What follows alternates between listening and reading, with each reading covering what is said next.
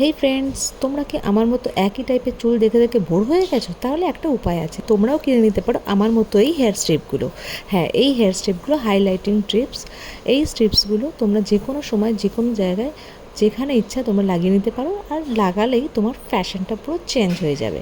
হ্যাঁ, ভীষণ সুন্দর, ভীষণ ইজি টু ইউজ।